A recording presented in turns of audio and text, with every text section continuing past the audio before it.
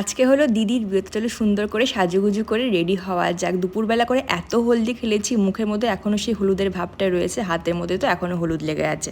বহুত কষ্টে মুখ থেকে হলদি তুলতে পেরেছি, কিন্তু হাতের মধ্যে এখনও লেগে আছে। কিন্তু যাই হোক, সুন্দর করে তো সাজুগুজু করতেই হবে, সেই কারণে প্রথমে একটা টোনার ইউজ করে নিয়েছি, তার উপরে ময়শ্চারাইজার, আর তার উপরে ইনসাইডের এই স্ট্রোব ক্রিমটা ইউজ করছি। বেশ ভালো ভালো রিভিউজ দেখেছিলাম, সে দেখে আমিও নিয়ে নিয়েছি, আর আমার কিন্তু বেশ ভালোই লেগেছে। তার উপর ইউজ করে নিচ্ছি মেবলিনের এই ফাউন্ডেশনটা, যদিও এটা দিদির, কিন্তু আমার শেড ম্যাচ হয়ে গেছে। ফাউন্ডেশনের উপরে মেকআপ ফিক্সার একটু স্প্রে করে নিলাম, এতে শুনেছি মেকআপটা অনেকক্ষণ স্টে করে। মেকআপ ফিক্সারটা হলো মার্সের, তোমাদের সমস্ত প্রোডাক্টের লিঙ্ক কিন্তু আমি দিয়ে দেবো। কনসিলার আনতে তো আমি ভুলে গেছি, সেই কারণে কালার কারেক্টার দিয়ে কনসিল করে নিচ্ছি। মানে অবস্থাটা আমার ভাবো। আচ্ছা, তোমাদের আমার এই গেট রেডি ভিডিওগুলো কেমন লাগে বলো তো? তোমাদের জন্য আমার এই ভিডিওগুলো বানাতে ভীষণ ভালো লাগে, কিন্তু বিয়ে বাড়ির সময় একটু হচপচ হয়ে যায়, কারণ এক ঘরের মধ্যে অনেকজন থাকে, প্লাস আমি ট্রাইপডটা নিয়ে যেতেও ভুলে গেছি, লাইটেরও একটু প্রবলেম হয়, সে কারণে একটু প্রবলেম হয়ে যায়। কিন্তু যেমন তেমন করে ভিডিওগুলো বানিয়ে নিই, আর কাজ চালানোর মতো হয়েও যায়। কি মনে হয় তোমাদের বলো তো? একটা সিম্পল আই লুক করে নিচ্ছি, আমাকে না বেশি মেকআপে মানায় না, আমার তো তাই মনে হয়। আর এরকম পিঙ্ক কালারের আই লুক সব ধরনের ড্রেসের সাথে চলেই যায়। আর প্রচুর পরিমাণে হাইলাইটারও ইউজ করে নিচ্ছি, লাস্টে একটু মেকআপ ফিক্সার ইউজ করেছিলাম, আর ভিডিও বানানো হয়নি কারণ প্রচুর হচপচ